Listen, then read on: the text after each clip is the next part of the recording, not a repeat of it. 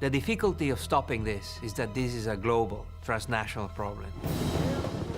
Local customs and police in hundreds of countries are trying to stop these trades, but are constrained by their own borders and reluctant to cooperate with other governments.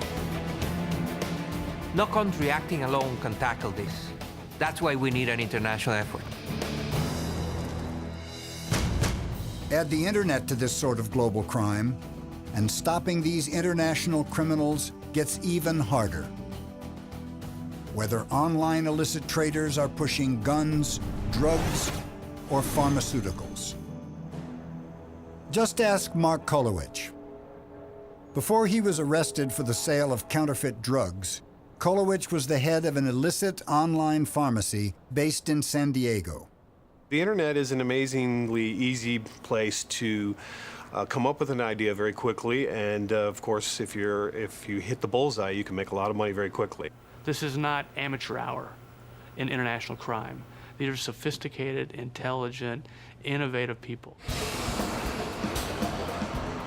Kolowich's idea was simple. He bought bogus cut-rate Viagra from pharmacies in Tijuana, Mexico, then sold it at much higher prices to customers around the world.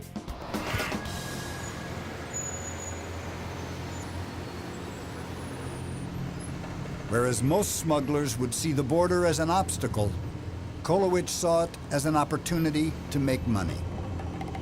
Based on his own assessment, he was prepared to take risks and drive to Mexico and back every day.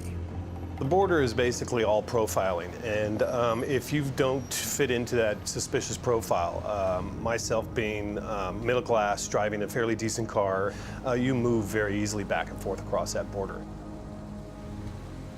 They move up and through the lines, and those dogs are their primary sort of like first warning. And if you're carrying Viagra, there's nothing to be worried about. There's no scent. Of course, I may have 10,000 illegal Viagra in my front seat, but it's not like, 10 kilos of cocaine. So sure makes a difference, and it keeps you calm. Borders illustrate the problems of stopping illicit trade.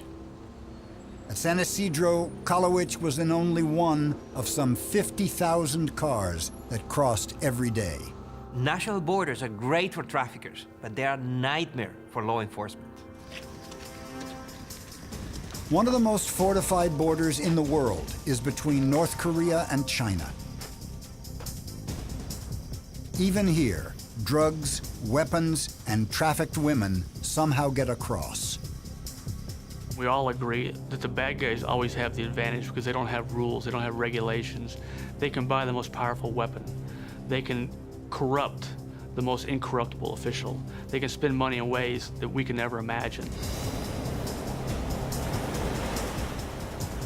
In 2007, U.S. and Colombian Coast Guards seized 13 custom-built submarines, some capable of carrying up to 10 tons of cocaine.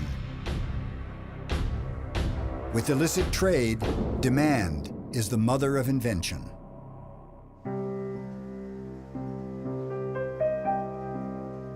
In his first year of business, Kolowich says he made $1 million. Sales went through the roof. That then led to other drugs, Lipitor, Celebrex, Xanacal, even, I'm trying to think what else. Mark is a perfect example of today's cyber criminal. What's the opportunity? How can I exploit it? With the money rolling in from almost 65,000 customers, Kolowich could afford a dream lifestyle, all paid for with dirty money. We used to go helicopter skiing in Mount Whistler up in British Columbia. I chartered yachts in Cabo San Lucas. I had somebody I hired to scout the country for good wines. It wasn't uncommon to go out to dinner and spend $1,000, $1,200. He even bought a top-of-the-line Porsche, complete with a vanity plate. After 5 years, Kolowich had created an international network. Fakes from India were transshipped through Mexico, went on to San Diego. In the same period, he claims he made $24 million. Ultimately, His own technology helped to bring him down. One of his staff quit his job and was allowed to take an office computer with him. When he later pawned the laptop, a technician found details of his dubious drug transactions and shared them with the FBI and US Customs. He was convicted on 2 felony counts and served nearly 3 years in prison. Kolowitz used the internet to sell his product, but had to ship it by more traditional means, in his case, via DHL or US mail.